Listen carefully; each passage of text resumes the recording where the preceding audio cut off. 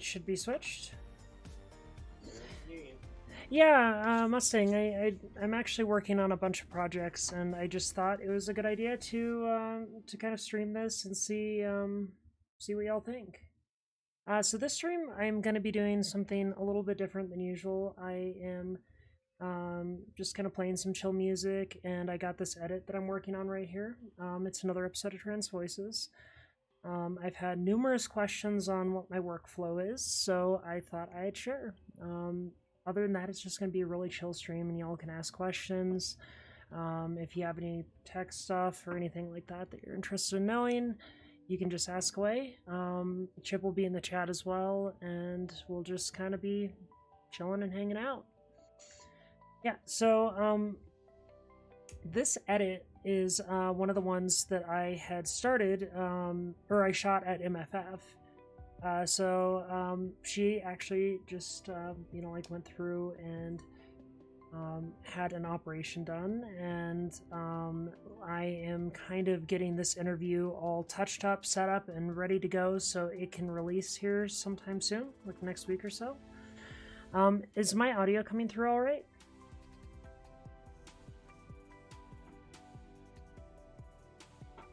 Let's see. So I kind of organize my projects in interesting ways. So you got this top level thing right up here. So, yeah, Premiere's my favorite as well. So I edit in a nested sequence. So this is my audio sync sequence right here. And then this is my edit. So my edit is actually cut from a nested sequence. Thank you. Yeah. I'm glad it's coming through fine. So yeah, I kind of edit through this nested setup and sync everything to this. So I got video clips, and then I have my B-roll that I shot. So this is all in like slow motion and stuff. It's super cool. You can kind of see little previews up here and all that fun stuff. So I'm just gonna start kind of jamming it out, and I'll keep an eye on the chat. And if y'all have questions or anything you'd like to know, I'm here. Yeah, so first things first, you know, like when I'm kind of working down a cut on a project, I always start with just kind of the base timeline and so my name is roll through it. So my pronouns are she and her. I am a statistician, a board game designer, a writer, and a trans activist. I live with my spouse and one of their other partners in a triad home. We have a cat and a bunny, and I like 300 board games. So that's wonderful. Yeah, so that's already kind of a cut point right there. So I kind of set everything up in sound bites first. So like during the course of my interview, I'll ask a series of questions, and then like during my edit, I kind of just trim it down, so I remove all my voice from it, so people don't have to listen to me ramble on while I'm asking the questions. And then, as you can, how did you get into like board game design? Yeah, so that would kind of be around where I'd set it initially. So you know, like I always try and cut around the ums and all that fun stuff. Oh, you're in from Poland. Oh wow. Oh yeah. I'm looking forward to that stream, by the way. Yeah, so I usually just try and trim it out. So like plus on the keyboard is always your best friend, so that zooms you in here, and you can see kind of where they say the is like right here. So I just kind of mix it and knock it over. Oh, and I shoot everything that I do in... Yeah, absolutely, I will join that stream. Thank you, Altro. Yeah, so I always kind of cut out the ums and stuff, or one of the phrases I always use is like, so I try to trim that down in post, and it's... Oh, Canada! Oh, wow! How's it going? What part of Canada are you from? I got into board game design by fluke. I have loved board games for decades. When I was a kid, I used to like set up Monopoly. Poland is an incredible country. I always I've always wanted to kind of visit that region in Europe. I think it's gorgeous. You know, like we have some family heritage from Germany and some from like France and stuff, and I've always kind of wanted to go there. Winnipeg is gorgeous. Winnipeg is beautiful. I've been a few times. By a fluke, I got into board game design by a fluke. I have loved board games for decades. When I was a kid, I used to like set up Monopoly and play several persons all by myself. Each of them. Yeah, the birthday boy is here. And when I was in grad school, my partner Ruthie, my spouse, encouraged me to get into a gaming group because doing grad school is really stressful and I needed something else to do. And from there, our collection grew very quickly as I got addicted. And then a friend of mine who has already published a board game, we both love this one cooperative board game about firefighters. And we just sort of started brainstorming, like, what would make this game more interesting and fun for us? And then we came to the company that makes that board game and asked if they wanted an expansion to it. And they said yes. And the Kickstarter was last year, and the game just published beginning of 2018. Oh, so this board game that they made was really cool. I actually have some B-roll of it up here, but it's like what is it called? Here, let me drop that on the timeline real fast and take a Flashpoint. It's called Flashpoint, and so they made this this expansion for this board game, and it's kind of like firefighter based and stuff. It's really cool. And it's actually kind of amazing, you know, like a lot of the folks I end up interviewing have very diverse backgrounds. And I don't know, you know, like I always love kind of like learning about where people come from and like what they do. And, you know, like in the case of like the trans community, it's like super diverse. I mean, like everybody I've interviewed has been from a completely different background. Yeah. Oh, sometimes I like to also work on the color beforehand, so I'm actually probably going to roll through that because I was looking at my screen and I mean, like, it looks a little like there's a little bit of green in it, and I kind of want to pull down this background here, so I'm going to kind of just pop in and do some quick color. So this is your effects control tab, and then you also have effects right here. And effects, you can kind of go into color correction, and you have Lumetri, and Lumetri is kind of their built-in like DaVinci style plugin. It works well. And you just go into basic correction.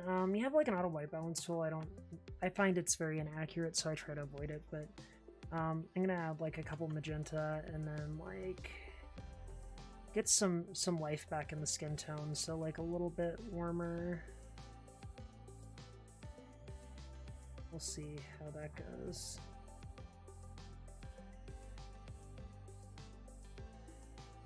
And then, so vignettes are a great way to kind of draw the focus in on an image. And I mean, like, they're overused, but they're very handy for like interviews and stuff, especially when you have limited lighting like I do when I travel. So I had a nice backlight and a pretty decent exposure with my key, so I just kind of pull it down and feather it out, and it ends up making it like add some separation.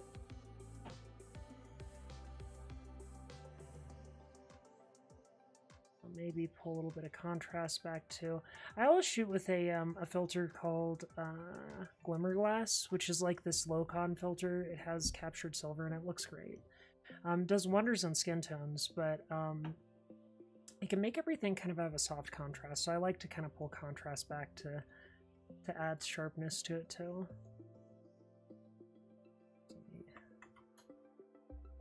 It might look a little too warm now. Cool. We'll just sit with that for now, so it's not bothering me too much. And go back to my edit here. My journey towards my gender has been an intensely long one, full of baby steps. Now looking back. So Chip is going to be starting something really cool. He's going to be revisiting some like furry stuff. So like think like What would you say, Hun? Like comic books, like early fanzines, some other, yeah, early furry history and stuff. And like it's super cool. Like he has this idea of kind of exploring it and going through it and showing y'all where the fandom was like in the 90s and then to present. And like I don't know, I'm super jazzed to see it. Yeah, so I'm gonna kind of just continue playing along in this here real fast. But at the time, a lot of them I didn't recognize for what they were. In my teens and 20s, I identified as a cross-dresser because I didn't really have words for what I was. I found the idea of being a trans woman really intimidating, and I grew up in Indiana. I grew up in a city with over 200 churches as its claim to fame. I did not get a lot of exposure to trans identities and to the variety of trans identities. My exposure to what transness meant was movies like Trans America or Boys Don't Cry or other things like that. And so what it meant to me to be a trans person was to be sad, essentially. All these movies are about people who are depressed, and transitioning is basically their only alternative to suicide. So what she's talking about right here in this interview is actually kind of interesting. So there's a lot of times when people are kind of early on in their transition, they go through these phases of denial or kind of rejection, and they really try to reconcile where they come from. So like, you know, like maybe it's something in your past that you're trying to deal with. Sometimes you'll be over projecting, so like overly masculine or something. But you know, like more often than not, we all kind of share this experience, and there's like this fear of saying, hey, I'm trans, which can actually kind of come from like this almost pre-programmed transphobia that the media had kind of pushed on a lot of folks in the 90s. It's quite interesting. I mean, like I think every single person I've interviewed has kind of gone through this on some level or another. But yeah, I mean, it's quite interesting, and there's actually generational differences too. So I mean, like you'll see in some future episodes here where I actually talk with some younger folks how that's changed over time. You know, like transitioning in the 90s versus transitioning in the 2000s. You know, like I mean, I started my transition in like 2014. That's drastically different from like somebody who maybe started it in 2000 versus like 1995. So, I mean, different experiences and, you know, like different places, different times. And I didn't feel suicidal, so I guessed that transness was not me. But I did have an affinity for femininity, and I didn't know how else to parse that other than to call myself a crossdresser, because that was the only alternative I had.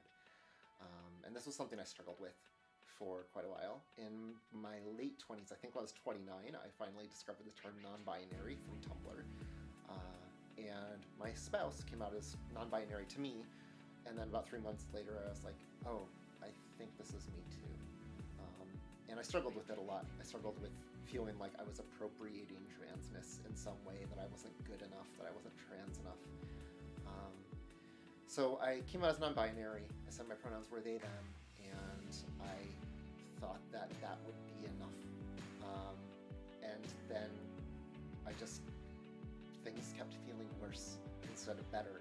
I felt like I'd found this little piece of myself, but I wasn't finding ways to get it recognized. No one else would get my pronouns right. It felt dangerous to be wearing dresses, and when I did, I got weird looks or harassment. I mean, so Blue's talking about another thing here too, you know, like there's, it's really hard when you first start kind of coming out, and, what is this? Social media is different. It can help you, and at the same time it can hurt you. That is very true. I think a lot of early expression with trans individuals and challenges, you know, like that we kind of come up against, you know, like when you first, you know, like come out and say, hey, I'm trans,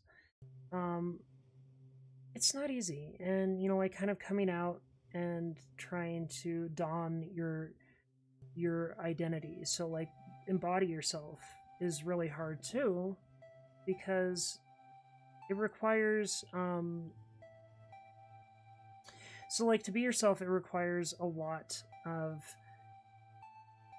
I mean, it takes a lot of guts, really, quite frankly, because in that early phase, before you have HRT and before you have surgeries and all that other stuff, it's just you. And, like, when I was kind of going from male to female, that meant, like, I had a beard. I had muscles. I was, like, 6 feet, like, tall. And, like, I often felt like I was, like, it was impossible for me to ever, like, be myself because the way, or the body I was born into, essentially. And when we begin our transitions, like, we're having to put ourselves out there. And so a lot of what she's kind of talking about is that early, like, trying to find an identity that meshes with you and then kind of move that along in a way that you're comfortable with. So in her case, like, cross-dressing was a temporary fix, and then, like, being non-binary, and then eventually, finally, transitioning medically. And I think, like, all those things happen to every individual when the time is right, if that makes any sense at all. And I would get offended when people treated me as a cross-dresser, even though that was what I had identified for many years. And then in my 30s, I started seeing a therapist, a non-binary therapist, who in an early session asked if I had dysphoria. And I said, no. Playing Beat Saber in fursuit is kind of dangerous. I mean, it can be. It definitely can be. I'm not gonna lie. Yeah, it's very challenging. Be careful not to knock anyone over. And Mustang, I'm very sorry to hear that. That's sad, and I hope everything kind of turns around, because I know that, like, coming out puts you out there to the world, and sometimes, folks just don't want to accept it, and so they try and reject it. Hi, Fiona. And it hurts. It's not fun. I mean, we definitely, Chip and I both experienced rejection when we first came out. We came out together as gay first, and then when I came out to him as trans, I had to come out to my family and his as well. So, I mean, it sucks. I mean, I guess there's really no easy way to say it. Yeah. How's it going, Fiona? It was nice meeting you at MFF, by the way. You give great hugs. Who, in an early session, asked if I had dysphoria. And I said, no, I don't have dysphoria. I mean, I wish I had breasts and curvier hips and different genitals, but that's not dysphoria. And my therapist was like, you've just named 3 very specific dysphoria sites. And it felt... I'm sorry to hear that, Pixel. Interestingly enough, the Pixel Fox that we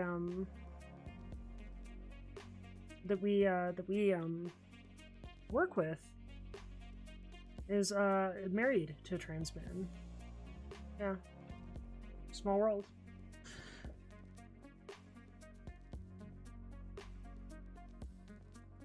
Like I was doomed. It felt like, to me, I had all this internalized transphobia about transness being this near-death sentence. And then at some point I joined Twitter and started following a whole bunch of really amazing trans feminine people who were leading normal lives. They were computer game programmers, they were producers, they lived in polyamorous triads in California, as you do. And I came to realize that you could be trans and happy, and in fact be really cool. And these people, I looked at before pictures and transition timelines, and those pictures looked like me. Yeah, it is a small world, isn't it? Kind of crazy. Yeah, so, like, transition timelines, so she brings up another thing. So, like, transition timelines were something that really helped me early on, because sometimes they can seem, like a transition timeline can seem kind of superficial, like it's somebody who's like, hey, look how far I've gone, right? Well, in all actuality, though, you know, if it wasn't for transition timelines and stuff like that, you know, like seeing them on Reddit and other places, I mean, it definitely would have been harder for me to kind of come out and say, hey, I'm trans and like I'm gonna go through this, because I saw people that looked like me as well and started out from a harder place and kind of became these beautiful individuals. And jeez, I mean, like that was so cool. So I mean, I think those are kind of hugely important to our community and kind of exploring identity and all that fun stuff too. I mean, a lot of what I'm trying to get at with this series is that, you know, like not necessarily the you know, like what your identity is, but the means to explore it and understand it. And even if you're not trans, you know, like there's always very relatable elements of the trans experience, and you know, like in our own lives. Oh, Ultra, you should go to sleep if you're sleepy. I could do like ASMR stream or something. I don't know. Yeah, ASMR editing. One of my friends in school hates me because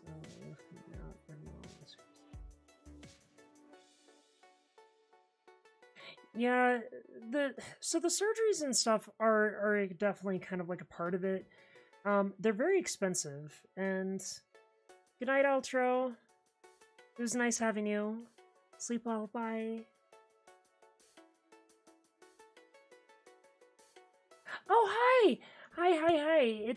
It was fantastic meeting you at MFF. Yeah, and so back to the whole surgery thing. So surgeries are kind of just one part or one piece of the puzzle. I mean, everybody thinks, you know, like transgender and surgery, and really it's kind of like the finishing piece. It's the most superficial element of transition. See, when you transition, it's more about matching your mind with your body, if that makes sense to folks, you know, like in the chat that aren't trans. So, you know, when we undergo one of these operations, it certainly happens at a later time than most people anticipate, if that makes any sense.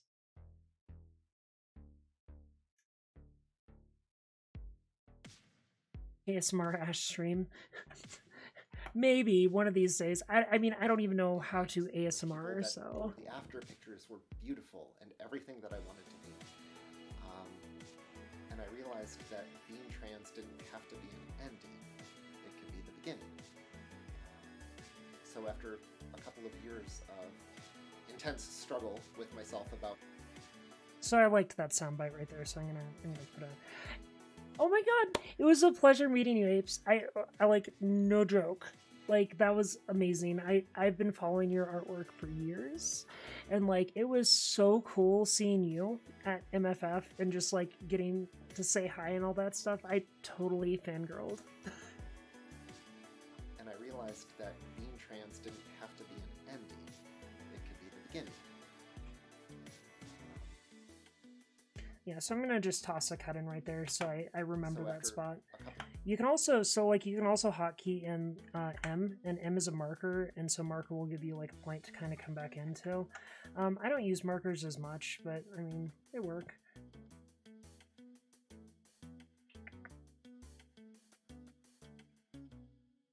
Your mother's birthday? Is it today? Yeah. Oh, so, Lil Shark, what other cons are you gonna be at? 2.5 years ago, and the last 2.5 years have been the best in my life. My first dose... Actually, I didn't feel a lot when I took my first dose, but I felt a lot when I got the prescription. Even going into HRT, I still struggled a lot with anxiety, and with feeling like, maybe I'm making this up, maybe this is not the actual thing that I need, and I'm just looking Hi! to make me feel better. And part of the way I can...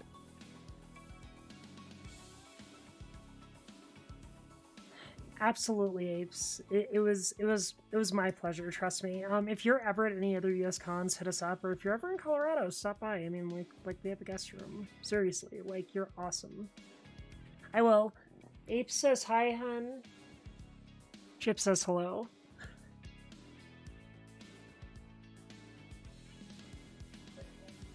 Okay. Yeah, so we're just kind of like chilling in the office in the studio right now. So like, yeah, it's I'm trying to like parse down all these edits that I have from MFF. It's gonna take a while. I think I had a total of, I want to say like 14 interviews I shot at MFF, and just incredible, blast of a time. But I mean, it takes a while. Yeah. Hello, Yina. So I think we're gonna aim for like, I know we're doing TFF for sure. So if any of y'all are at TFF or live in that region, you know, like we will be there. And then I'm also trying to, figure out, you know, like FWA might be cool, or like we've been trying to hit more smaller cons recently because the large con circuit makes it really difficult to relax.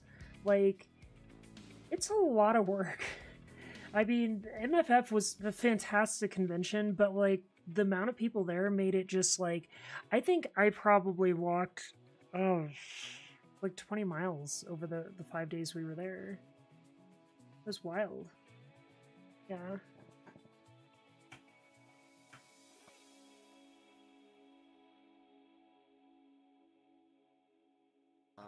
And part of the way I convinced myself to start HRT was looking at all the ways that it was reversible if I decided in the first like 6. We've talked about furthermore. I think I'd like to go to that as well. 6 months that I didn't like it. And then the day that the doctor gave me my prescription, I sat down in the car in the parking lot of the doctor's office and cried. Hi again, Johnny. I basically cried all the way to the pharmacy. And it was not a sad crying, it was relief.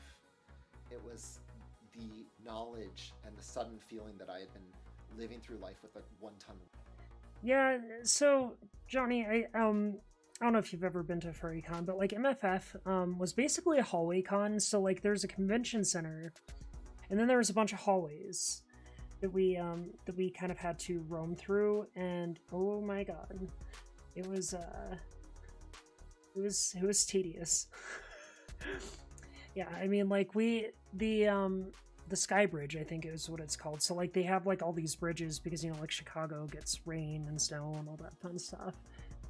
And geez, we ended up just like running back and forth the whole time. I mean, our first day there, I shot like 7 interviews, and they were on other sides and in different hotels. Yeah.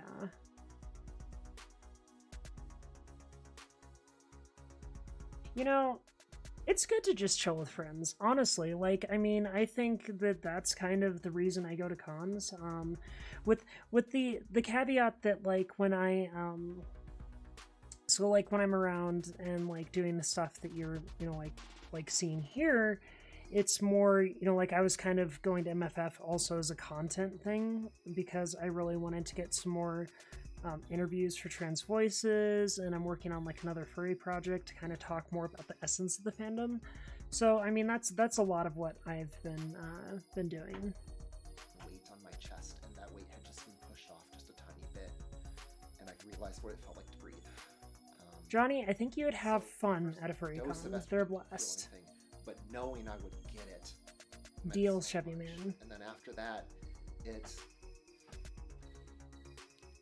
I realized as I existed on HRT and as I existed on estrogen, that I was so much stronger of a person than I realized. That I found all this depth to myself that had been shut out by all the weight of dysphoria. Ultra, what do you mean if you don't have any friends? I mean, like, what do you mean by that? That have been holding me down, and I found these deep wells of resilience of strength in me, and I felt powerful. I felt alive, and I could bear the hard days because I knew even in the hard days that just by existing till tomorrow, my body was changing slightly, and I was becoming closer to the person that I wanted to be.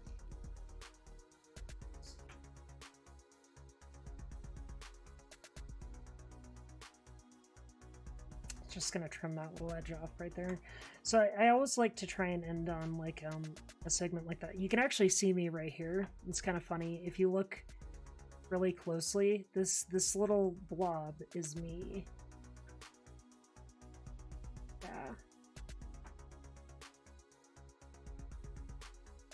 I have not seen the Pantene Philippines commercial that they did. I don't know if we can share links in the chat, but I'd love to see it if you want to drop it into the stream.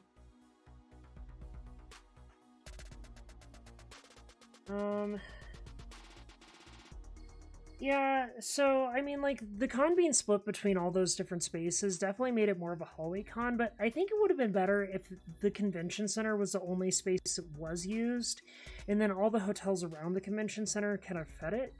I mean, that'd be a lot more fun. Like, I mean, like, I wish the dances were in the actual convention center, because it made it hard for Chip and I to get back and forth. We were at the Embassy Suites, which was kind of at the far end of the whole thing, so it definitely made it a challenge.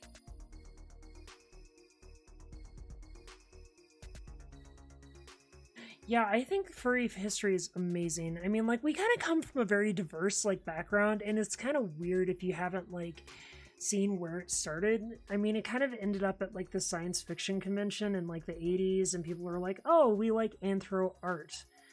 And that was kind of the birth of the fandom. And then, like, I think Conference Zero was, like, our first, like, furry con. And then things got weird for a minute, and then, like, you know, like, we had all those wonderful, terrible documentaries, like... Oh, yeah, please tag me on Twitter with that. I really would love to see that. I think it's always nice to see... Oh, hi, Meg! It's always nice to see that kind of transpositive stuff. Sleep well, outro. And thank you, Johnny, for tweeting the stream. I mean, you know, like, transpositive media is one of those things that there needs to be more of. Slightly, and I was becoming closer to the person that I wanted to be. Here, I'm going to actually pull down some B-roll while we're doing this because, you know, like, listening to the interview and, you know, like, chatting and music and all that stuff is a little distracting for me. So I'm going to show you all how I kind of, like, run some of my B-roll. So, you know, like, I have my project up here, and these are called bins, so they're essentially folders, and you can import stuff into them. So in here is pretty much all my B-roll. So I always do this little thing with photos. So let me see what this is. I believe these should all be slow motion. So I just go speed and duration, do 20%.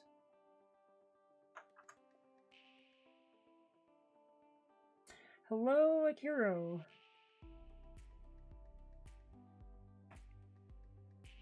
Yeah, so you can kind of see like the floaty nature of it. So I shoot a lot of B-roll in 120 frames per second, and it gives it that kind of floaty look. I mean, I just kind of like the aesthetic for this kind of storytelling in particular. It kind of adds more production value to a documentary kind of thing. So it's always good.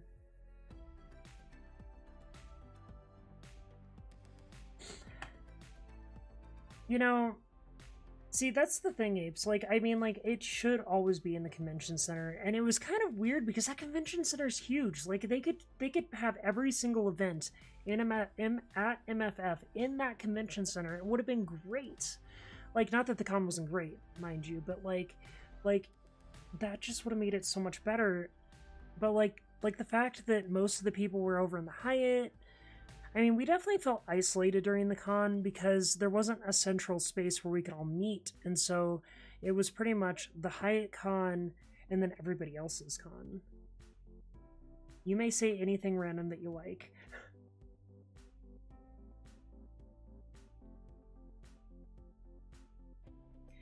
I adore BLFC. It is one of my favorite cons. I have nothing but good things to say about BLFC. I mean, like...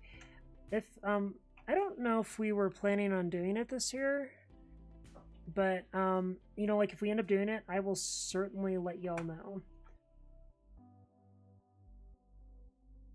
let's see what this looks like at the zoom out. Cool. Yeah, so I just kind of grab little short clips and then parse them down like that. And let's do this one. So the other nice part about shooting B-roll in slow motion is that you end up with a lot more of it, because, you know, like, you're shooting at a much higher frame rate. So, you know, like, my timeline's at 24 frames per second, and this 120 frames per second means that for every minute of recorded footage I have on the camera, I'm actually getting 5. So, you know, like, I have a lot more leeway with this that way. So, like, if you're ever like looking to edit your own content and stuff, that's kind of a good way to do it. So that's cool right there. Wu is an incredibly sweet person. I was so happy to meet them, and I think it was Harley? They went by Jay. There we go. It's another good one. So I try and cut out as many good ones as possible.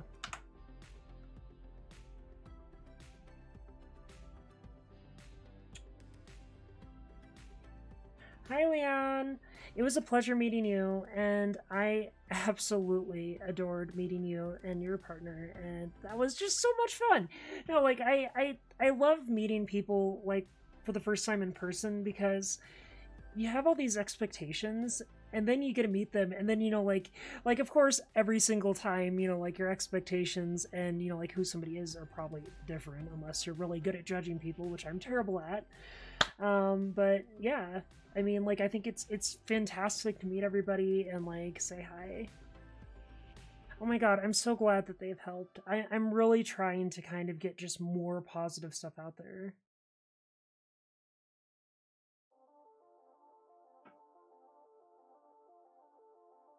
So, Meg, I think a lot of, you know, like, a lot of early discovery pieces, or not early discovery pieces, a lot of early discovery or discovery of yourself kind of comes from, like you gotta seek out understanding with your core identity first. So kind of break it down and see how you feel on the inside, and kind of explore it.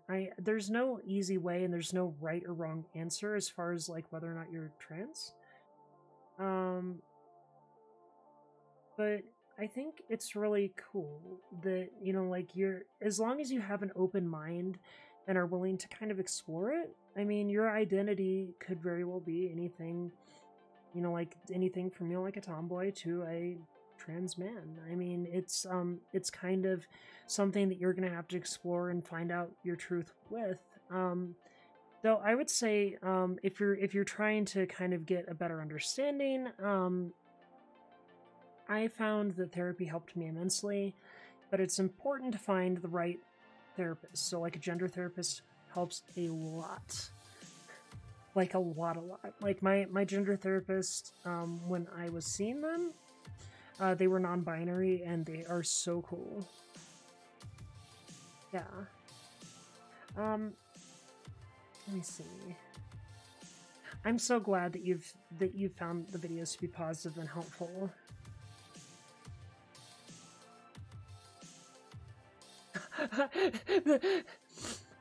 the weird, like, French orange juice commercial things. Yeah, like, those are like wild. Like, it's just like strange furry goodness meets like decent animation from that time period.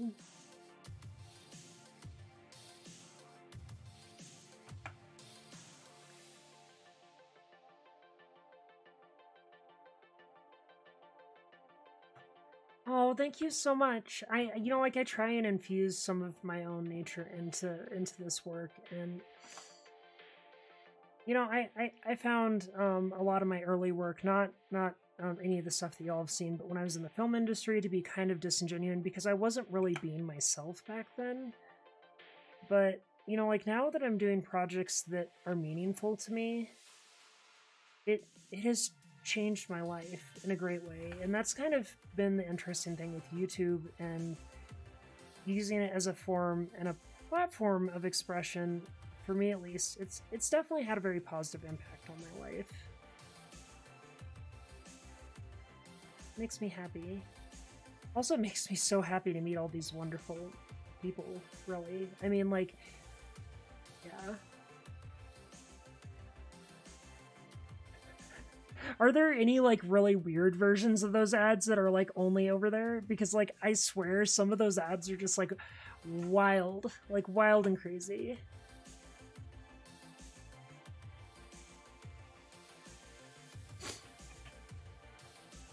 Oh, so this is a trick I use all the time. So, like, you see kind of the rotating nature on the picture. So I side mount the camera on the tripod, and I kind of just create this little pin, but it creates a nice rotation. So it's kind of a nice little trick, especially if you're shooting in slow motion, so it smooths it out. It can give kind of a distorted perspective. There's a lot of implications when, you know, like when shooting like this.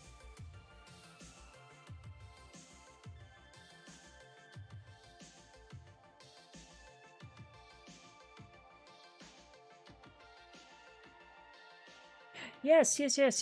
I so as far as like Kara, as far as like being on trans voices and stuff, right now I'm kind of in the edit process of a bunch of them, and so like as soon as I kind of clear this queue, so I shot some at MFF, and I had some that were backlogged before then. So as soon as I've kind of finished up the queue of trans voices episodes, I'll kind of be back out on the road shooting more.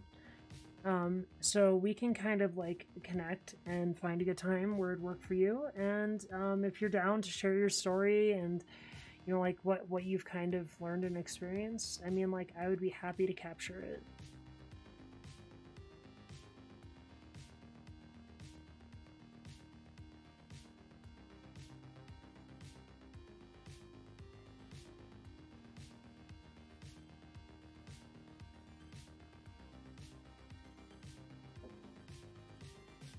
Where are you moving, Akiro?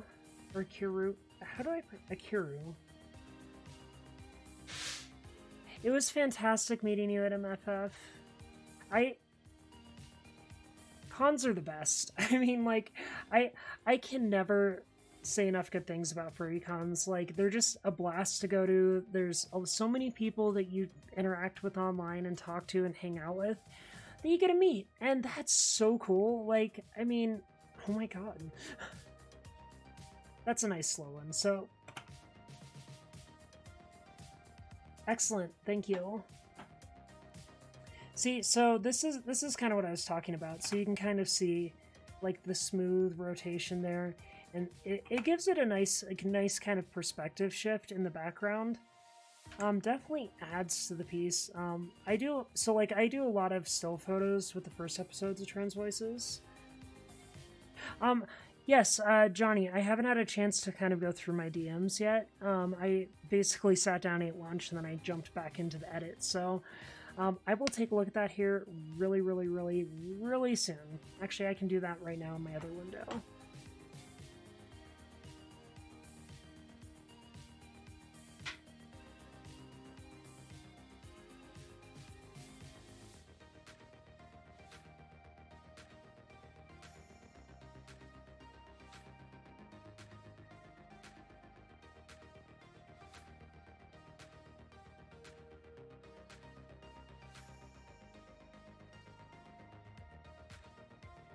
Those pictures were very nice. Thank you for sending them my way, Johnny.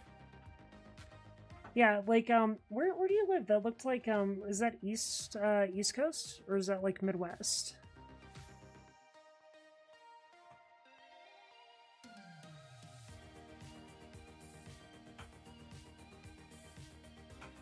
So you can also kind of simulate a dolly move by having here's a nice, another nice example of something that you can do if you're ever like trying to shoot these kind of interviews. So you can have them push the image towards the camera and kind of have it float into focus. Do that a few times. Let me see if I got a better take.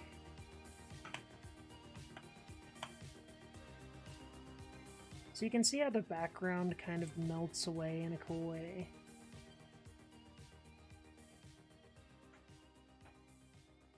So I'll snag these over here. Then delete the excess. So I like to try and keep my timeline pretty clean. I think the final version of this particular edit, so this episode of Trans Voices, is going to be somewhere to the tune of about, I'd say 12 to 13 minutes with the footage that I have. So you know, like I'll be working on it. You'll be seeing this here pretty soon.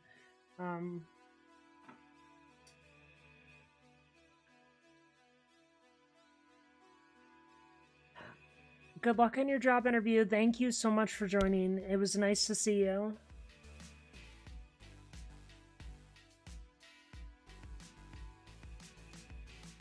Is that West Virginia?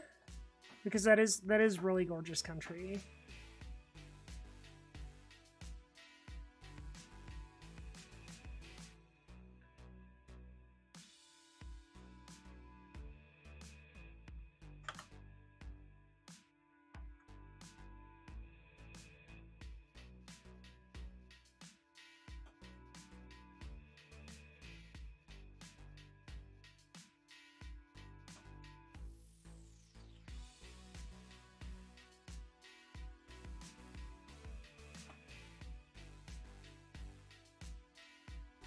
So I usually shoot a pretty high ratio for B-roll. It's just so I can kind of like, I like to have stuff in for the edit, so you know, like I can make it look nice and all that stuff. So another cool thing, so I use a lot of Sony cameras for my stuff. So if you check it out here, so like this image right here on the screen, so I go up here to effects control. So I always edit in 1080, but I shoot in 4K. So you see right up here, the scale's at 50%. So the nice part about that is simply this. So you can go in here, hit that, and you don't really get any degradation in the footage. And you can kind of do a nice little reframe. So if you needed to get a close-up at a point or something like that, you can do it without any headache or challenges, really. I mean, like, it's there for you. I mean, it doesn't work so well if you're shooting really high ISO, but I try and avoid that anyways, because that'll make the image too grainy for my taste.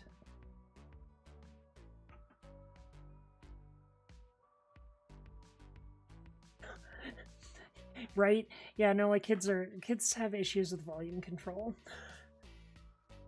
My niece was like that for a while.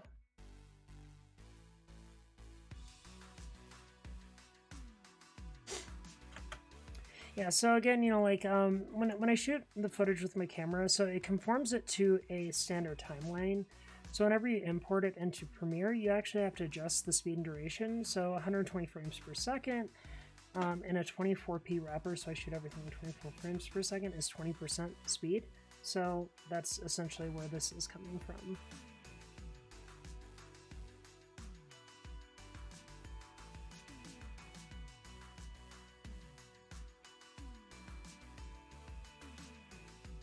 Kids these days. Ha! Right? Yeah, so that one was kind of more of a drift in too. I mean, like, it... So I ended up, for a lot of the MFF stuff, I mean, like, because obviously I'm not anywhere near them, where I live and where they live, that is. So it makes it difficult for me to kind of go out to their place and shoot B-roll and, you know, like, get all that stuff. So usually I'll just kind of print out photos and try and make the best of the location that I'm at.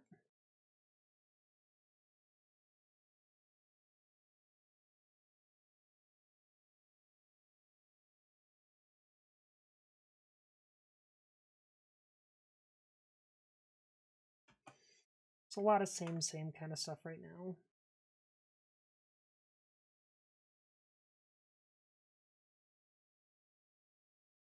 Oh, geez. Yeah, volume control is one of the most important life skills, isn't it? Let me, I'm gonna restart my little playlist here real fast. I'm into like this,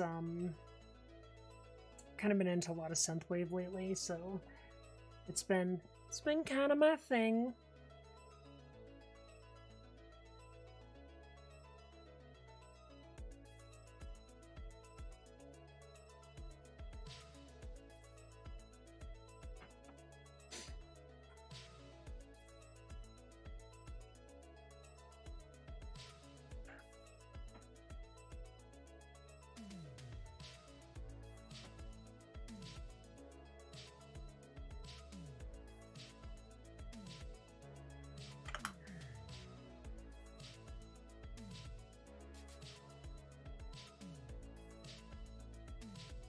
Yeah, I am. I am turning 31 this year, believe it or not.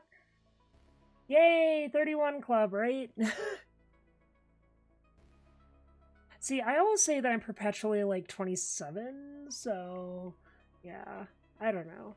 Excuses, right? So a lot of this kind of B-roll that I shoot right up here is kind of a lot of handheld stuff. You can see kind of like a little bit of jitter up at the top and the lower portion of the frame. That's usually how you can kind of tell if something's been handheld or not. Is the presence of a little bit of shake on the corners.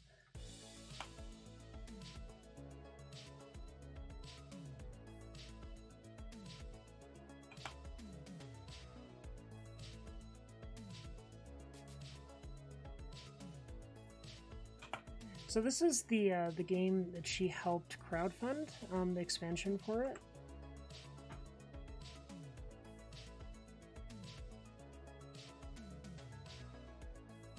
Well, happy early birthday. Valentine's Day is a wonderful day for a birthday, isn't it?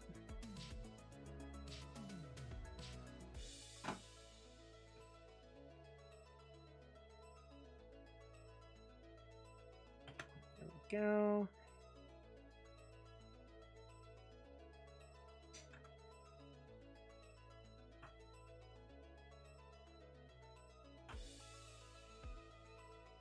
Let's see. Yeah, so right now I'm still kind of in the organizing phase here, so, like, I mean, that's kind of a lot of my jam is, you know, like, I kind of roll through, I try and get everything organized for the edit, and then I kind of actually start cutting the meat of the footage, so you can see, like, here's, like, one of the little firefighter figures. One of the best skills I think anybody can learn, you know, like YouTube or otherwise, is it's kind of good to kind of learn the basics of lighting. I mean, everything that you see in all these videos, B-roll or, you know, like the interview stuff on the timeline over here, I mean, it's all been lit, and like that kind of stuff takes time, it takes a little bit of effort, but it always makes things look a little bit better. I mean, I don't know how many other YouTubers are really in the chat, so not sure how super relevant that is to y'all, but like, I don't know, I always find lighting to kind of be like this really satisfying art form.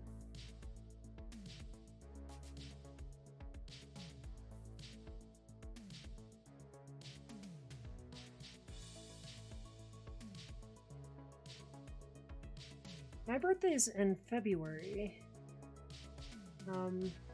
It was kind of one of those weird months. It's, you know, like after Christmas and all that fun stuff, but like it's before spring break, so, you know, like you're always trapped on like, or I was always trapped on like a school day when it was my birthday and stuff.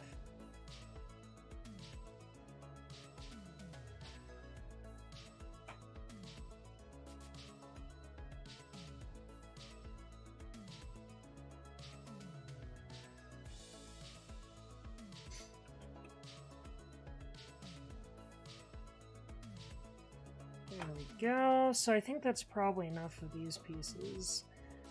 So like, I just try and go through and make sure that we have everything. And so it looks like right now I have I have 18 minutes of interview footage that I'll end up rolling through, and then probably, I think that's like what, like 5 minutes of B-roll for it, so we'll see.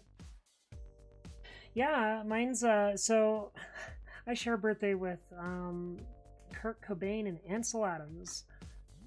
Yeah.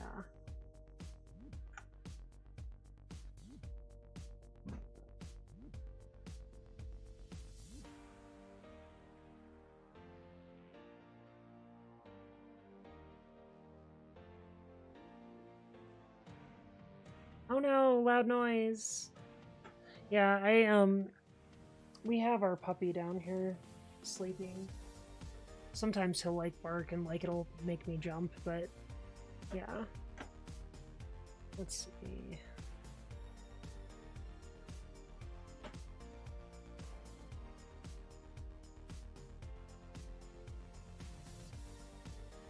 Yeah, so usually, so when I'm finished organizing, I'm gonna give you all like this quickly, like highly nuanced view of how I edit.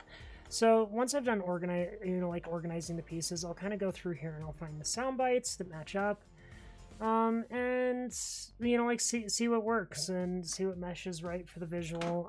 In this case, in these interviews that I've been shooting, or that I shot at MFF, it's going to be a lot of these, like these kind of like slow motion-y shots of, like stills. And that's going to be interspersed through everything else. Have fun with your shower. Good luck. And so, like, you can kind of see, like it's going to be a lot of this up here, but it's trying to paint a picture of who this person is. In this case, this is Blue, and she's a pretty amazing individual. I mean, like, she's been through a lot, and it's always nice to kind of learn about this stuff. Do y'all have any suggestions for, like, like stuff that you'd like to see on the channel? Stuff for trans voices, anything like that?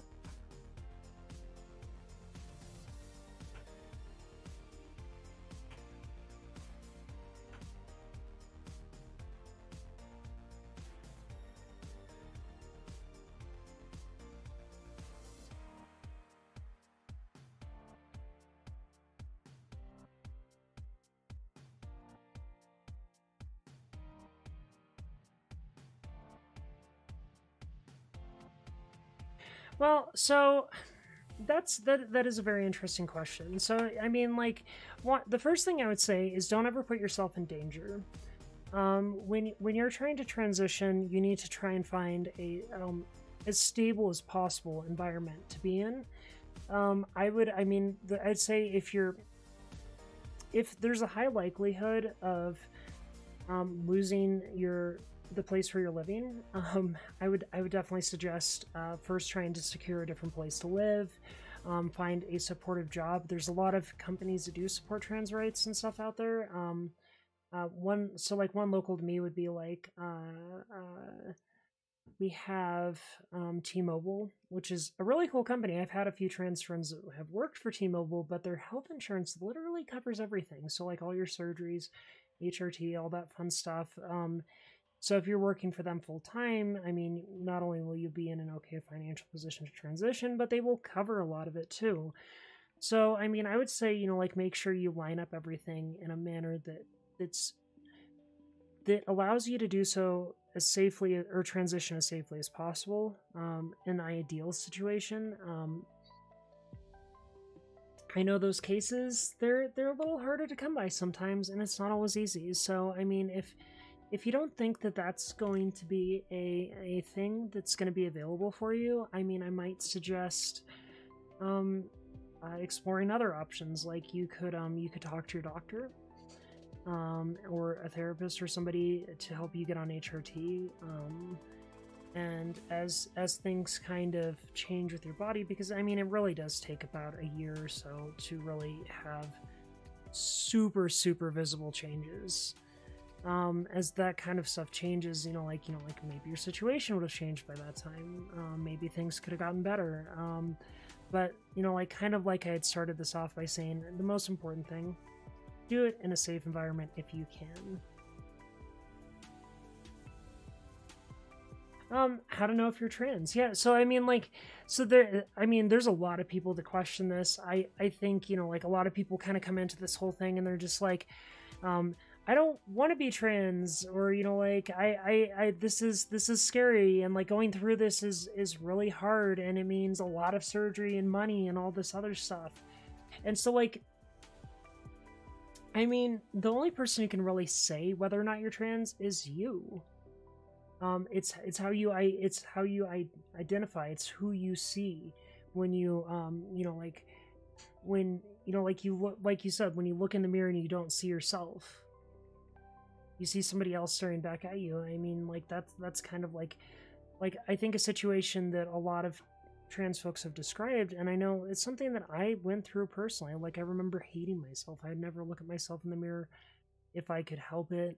And I mean, like it was hard. I mean, I didn't want to be who I was. And I don't know. It's I mean, that kind of takes me to another point altogether, which is kind of like the you know, like discussing the ideas of pronouns and all that kind of fun stuff. I mean, you know, like a pronoun is such a small word, like such a small word. Like it's so tiny, like, you know, like it's 2 or 3 letters. And, you know, like the fact that people put so much emphasis on these little pronouns when we, you know, like in the world out there. So like, you know, like if you say, you know, like, hi, you know, like my name is so and so and I identify as this, and, you know, like somebody goes out of their way to like misgender you or do something that intentionally hurts you. I mean, like, I mean, not only is that blatantly disrespectful, but it's weird that they would care so much about how you identify that they would go out of their way to try and hurt you. If that makes any sense. I don't know. I mean, like, I have a tendency to ramble on this topic because I mean, I struggled a lot with this when I was oops, sorry, knocked the mic. When I was younger, and I don't want people to go through the same things that I had to, because it took me a long time to come to where I am today and become the person I am today. And I know that a lot of young people out there, I mean, could benefit from the help and just kind of moving forward with their lives.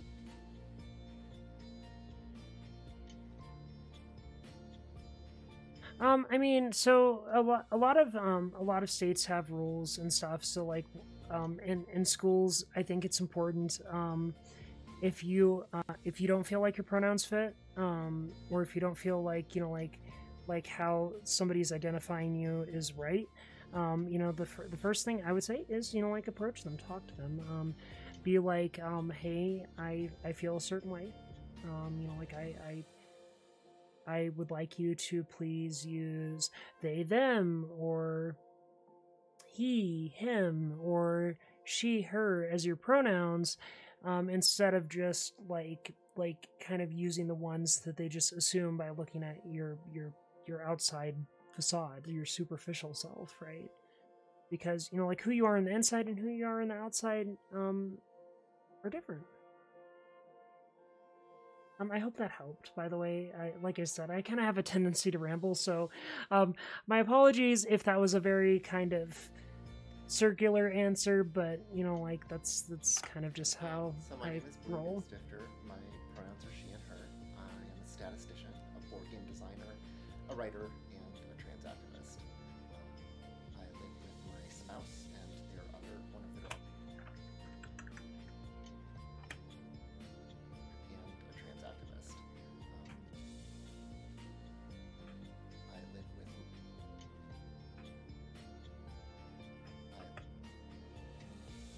Let's see here. Okay, so I'm gonna do another trick here. So like, you can hide a cut in an edit. It's okay if I ramble. Yeah, I just kind of like, sometimes I get on a roll and I just start talking and then everybody's like, that's way more of an answer than I ever wanted. And then sometimes I don't say enough. So it is just kind of the way it is. So I'm gonna do a little trick here. So you can hide edits. So you can see right here. So you can see that's a jump cut. So what you do is you go up here. So you got your effects controls, and so let's say I want this to go into a close-up, and we're gonna go ahead and kind of reposition and reframe a little bit. So now, oh, a board game designer, a writer, and a trans activist.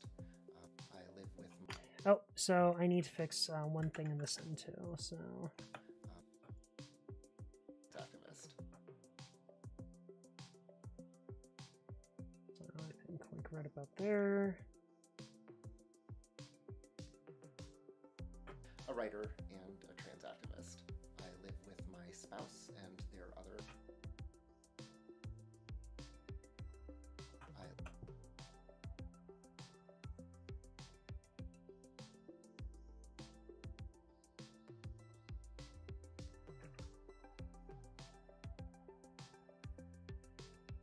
Yeah, rambling is definitely something that I do way too much of. writer and a trans activist. I live with my spouse. So see how you can kind of hide the cut? So you hide the cut by essentially masking it with the speech.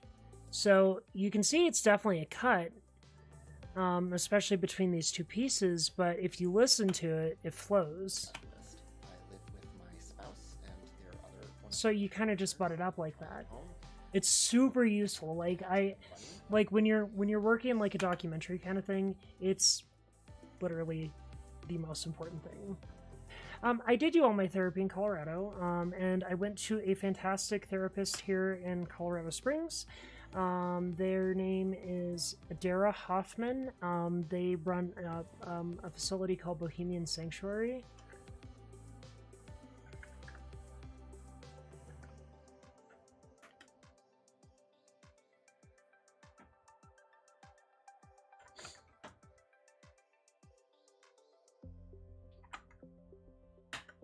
So that's the person right there that I saw. She's incredible, like absolutely incredible. Or they're incredible. I'm so sorry. They're non-binary. They do accept female pronouns, but they prefer they them. So my apologies. Yeah. And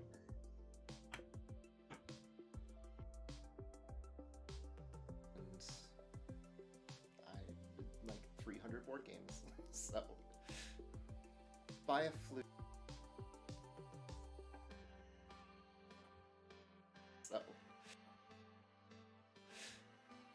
By a fluke.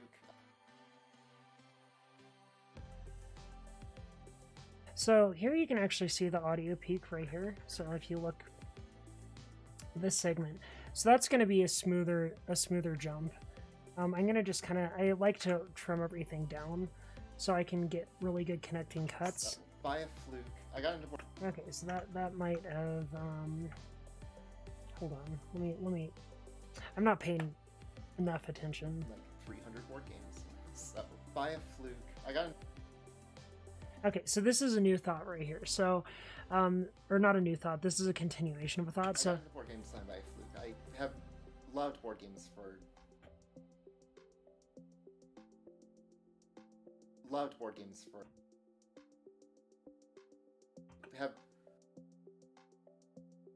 Have loved board games for decades. When I was a kid, I used to. Okay, so I think that's going to be a better place to place this cut. So we'll kind of go through here, and then we'll go back here. And I like 300 board games. So have loved board games for one of their other partners in a triad home. We have a cat and a bunny. Board games. So have loved board games for. And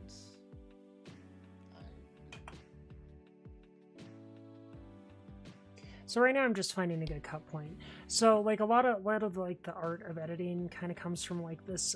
You kind of have to splice everything together to make a cohesive thought and a cohesive place for for your story to exist. And so right now what I'm just doing is I'm kind of going through a trimming phase. And a bunny. And so right here she kind of drifts off a little bit on her thought, so I'm gonna just kind of snip right there and see what we got here. And a bunny. I have loved board games for decades. When I was a kid, I used to like set up Monopoly and play several. Cat and a bunny. Let's see if that actually works right there. And a bunny. I have loved board games for decades. When I was a kid.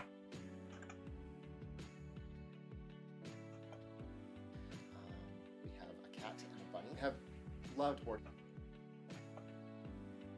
Triad home.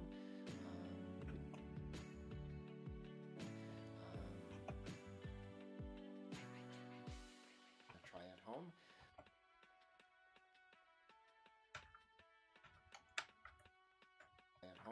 have loved board games for decades. I'm gonna see how that plays out on the longer form. So y'all can kind of see, you know, like it's definitely a process. Oops, sorry, splicing through this stuff and like really kind of making it into what it is.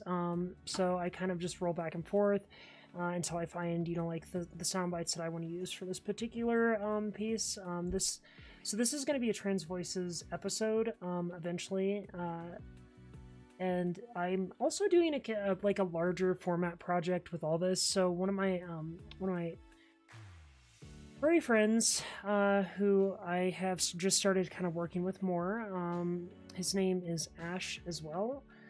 We're kind of working on a bigger, larger project that is focused on the trans community, and it's going to be really cool. Like it's kind of one of my goals with this upcoming project is to have our stories told by us, essentially, you know, like by members of the LGBT community. I'm putting an emphasis on the trans community for our cast and crew. Well, obviously for the whole cast. I mean, like, I want everybody in the piece to be trans, and I want equal and accurate representation too. So, you know, like, I want those trans masculine stories. I want, yeah. Oh, you didn't miss much. I was just editing. And thank you. You know, like, editing's kind of, like, it's something that I'm not super duper good at, but I'm trying to kind of work on my flow and, like make things much more, functional. If that makes any sense.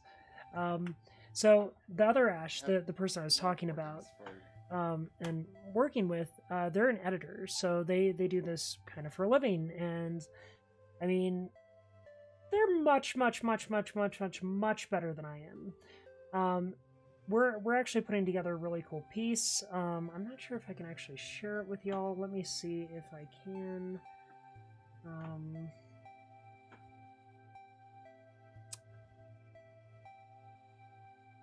Let me see. I don't think it's up anymore, but I'm working on a trailer for it, and I think y'all will love it when it comes out. It's super cool. Like, I'm excited for it. I loved board games for decades. When I was a kid, I used to like set up Monopoly and play several persons all by myself.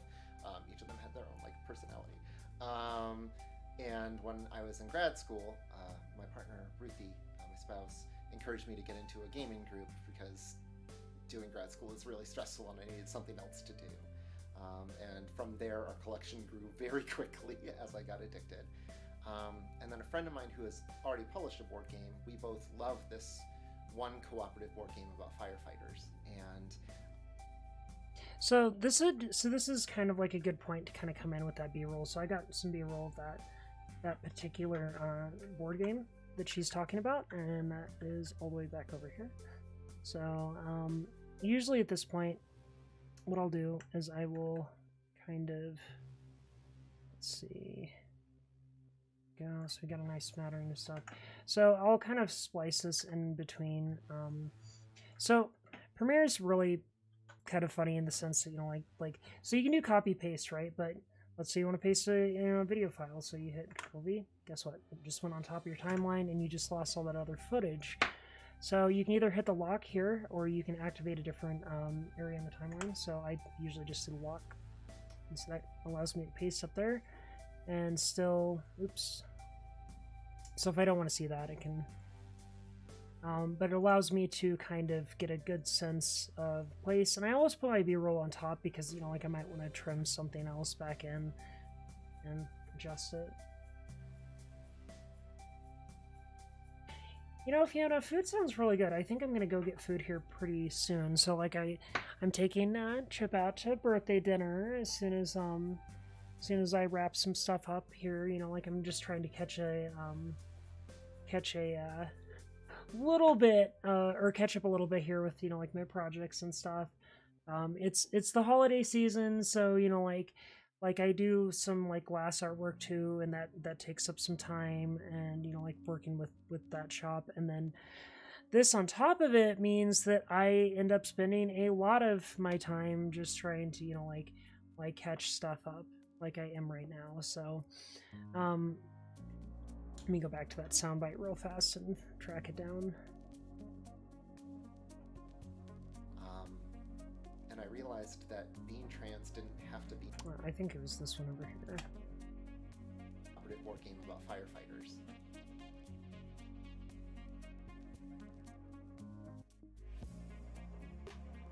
And grew very quickly as I got addicted. And then a friend of mine who has already published a board game, we both love this one cooperative board game about firefighters. And we just sort of started brainstorming, like, what would make Hold on. this game more interesting and fun for us. And then we came to the company that makes Welcome back, Mustang. expansion to it, and they said yes. And the Kickstarter was last year, and the game just Alright, so was published beginning of 2018. I think what I'll do is I'll delete that.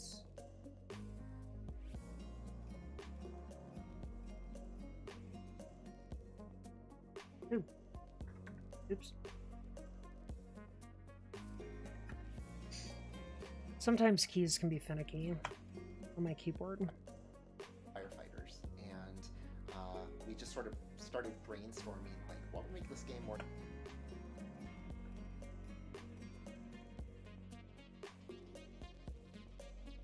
An intensely long one.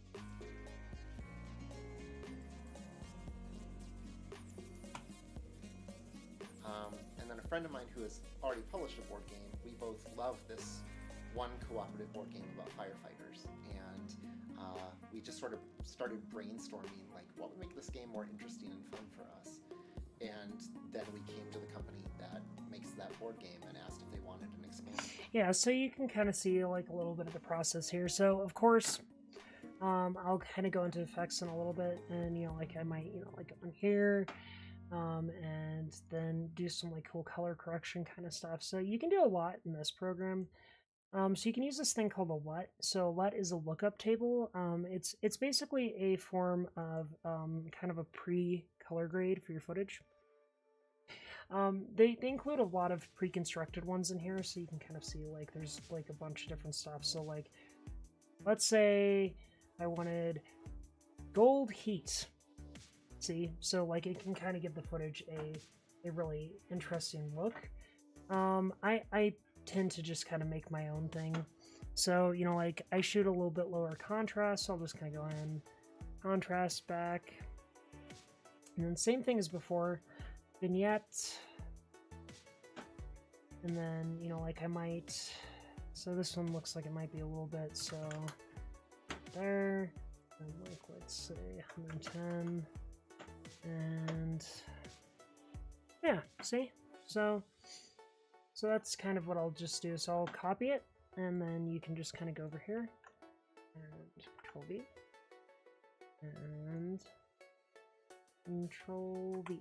So you can see that it takes away a little bit of the sheen. So like you don't want to mess around too much with saturation on faces. So like let's say we have right here with blue, so you can see how the saturation kind of really messes with the skin tone. So that was a paste of the color grade I just did on the other thing, and it never makes skin tones look good when you have too much saturation. It tends to work better on the opposite end, slightly lower contrast, slightly less saturation, because it'll make things just appear smoother and more natural. So again, kind of like more saturated for the B-roll. So I'll probably do something similar to this footage back here by the time we're ready to post. So like I might do that, for example. Though again, like you see a skin tone there, so I might like, so contrast is actually directly relative to saturation.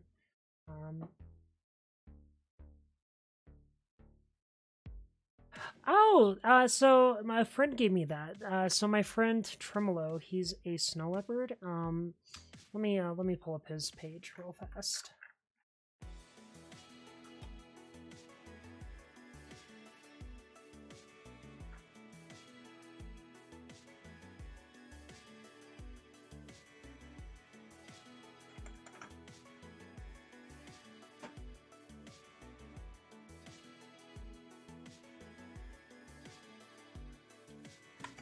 So, my friend Tremolo, he's another fur and local to me. I think he bought it from Mixed Candy, but it matched my suit's eyes, and he was just like, here, you know, like, I want you to have this, and he ended up giving it to me.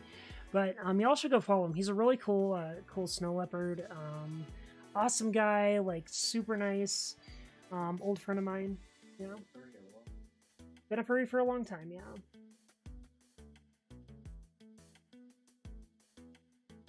Yeah, I sometimes get skin irritation from certain metals. I think it's like an allergy or something like that. Yeah. You're a furry. Welcome.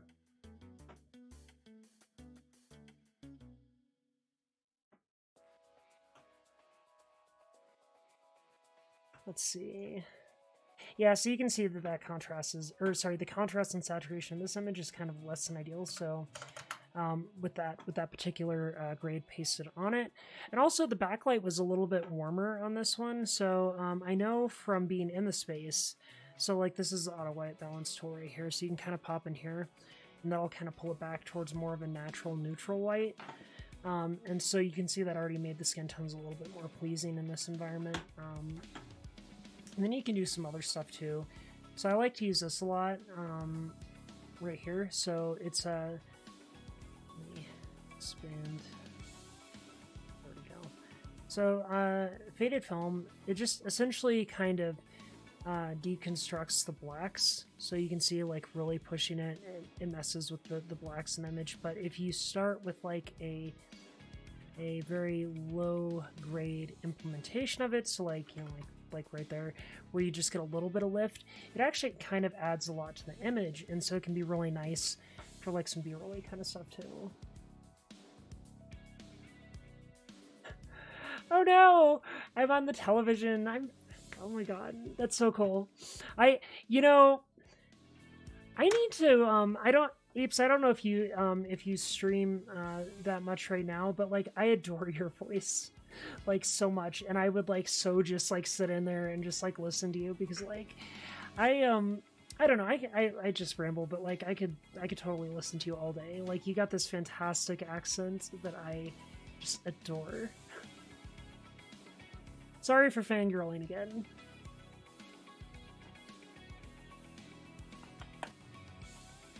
Let's see, I think that might be a little bit too warm there too.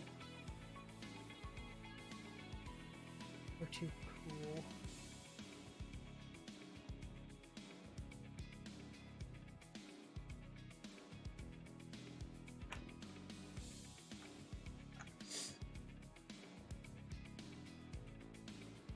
There we go. So you can see like you can kind of just paste the grade right there. Drag that in. Do the same thing. Yeah, and if you want to get like really weird and creative, you can like do some like funny stuff. Or I might goof around for a second, and then so we can go like.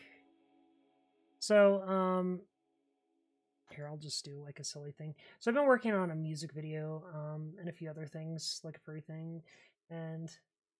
Yeah, we both did the girly squee thing. I know. I was just like, "Oh my god, it's you!" And you're like, "Oh my god, it's you!" And like, I was like, "Ah!" You know, no, it's so fantastic. I can never get enough of meeting new people. So this is kind of like my After Effects folder. So let's say we'll just call this picture work. So we got this. So After Effects has a let me make sure I'm in my default workspace. Yeah, so After Effects has a pretty nice, let me see, let's say right there. So you hit G, go to the pen tool, and now you can kind of, I'm making a really bad mask right now, so don't judge me too much. Oh. What is going on here?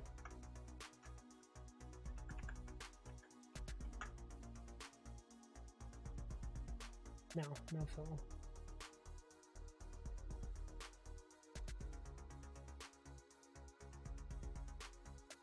Until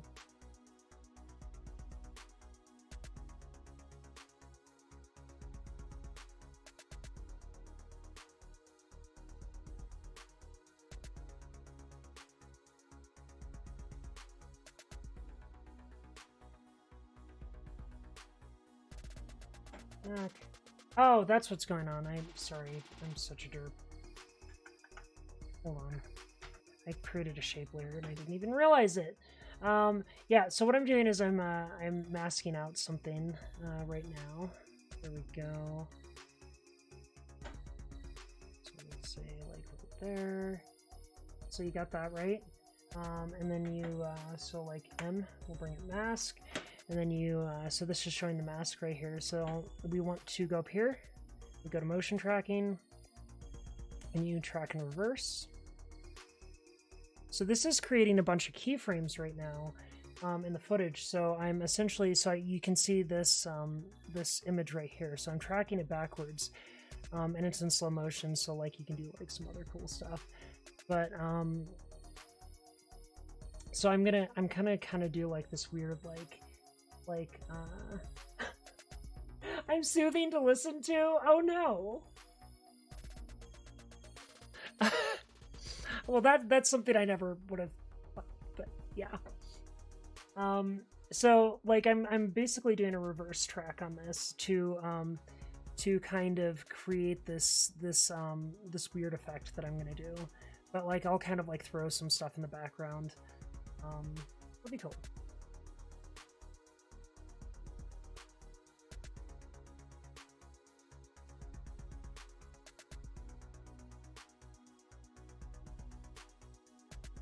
Also, it takes a second while I'm streaming and I have Premiere open. Hold on.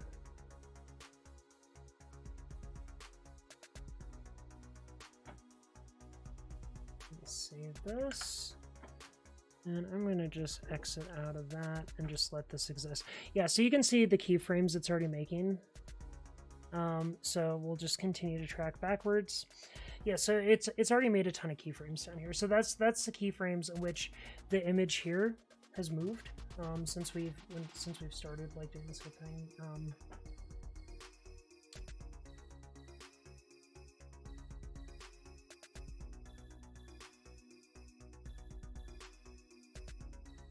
So new composition. I'm gonna call it flames. So we'll go back to this and continue tracking backwards. Sorry, I keep on interrupting my own computer.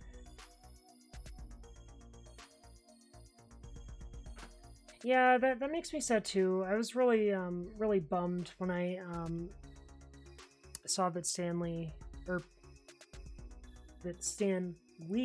passed away. I almost said Stanley Kubrick. I mean, it sucks. The guy's kind of like an icon. So you can see that it tracked the image forward. So it's trying to pre-render it for me up here. So you can see like that. So you can see the image as it moves forward.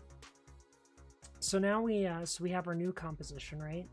So we have this, we set it here, and then we have the this piece right here. So this is going to be the top layer. So it's just like what is going on here?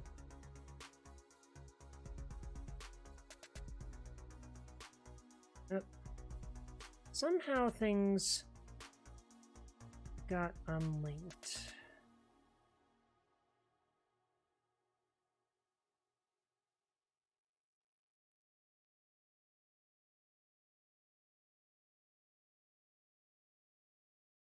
That looks pretty close.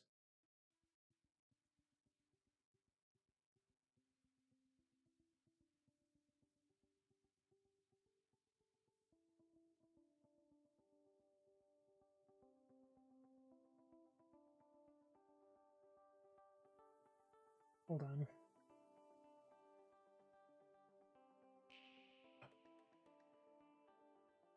Well, there you go. I janked up my own idea. Go figure. Hold on. So what I was gonna do is I've been working on like this music video thing, and like here, let me see if I can.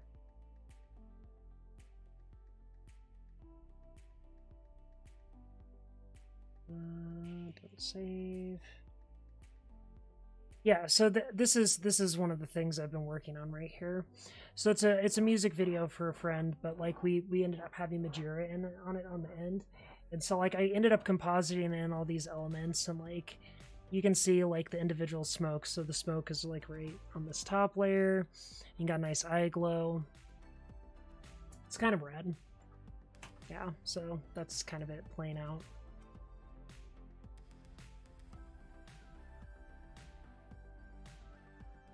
Yeah, and that's all done through through a bunch of different pieces. So like here's the eyes right here, they're all tracked.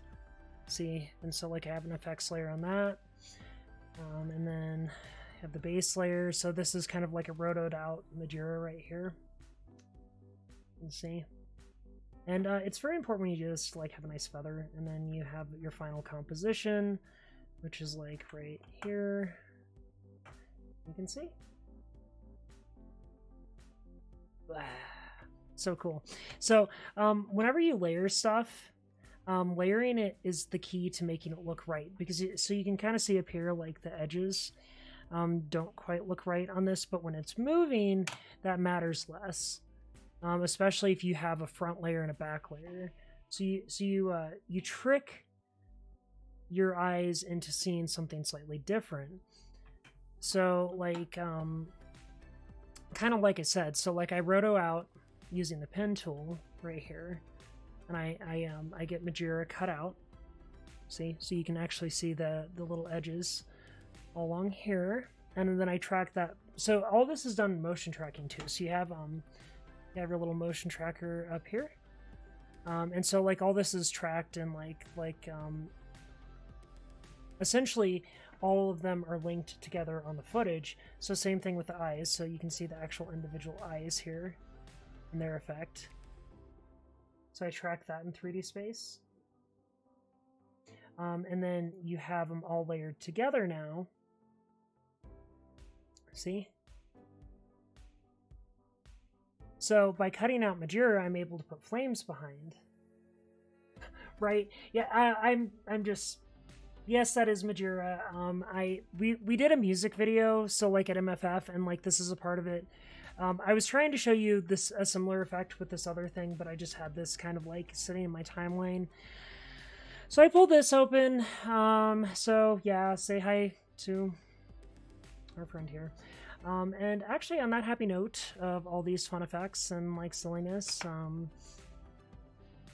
know, like weird motion tracking, I'm probably gonna have to go eat some dinner. So thank you all so much for joining me on this stream.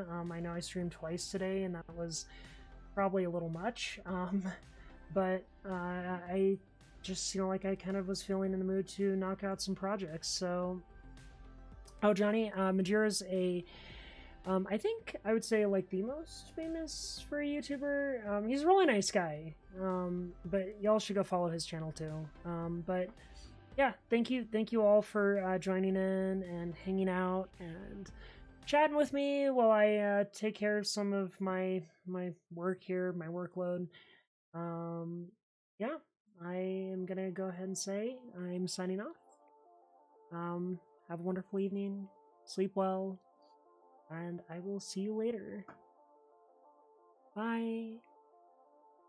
Oh, thank you. Goodbye.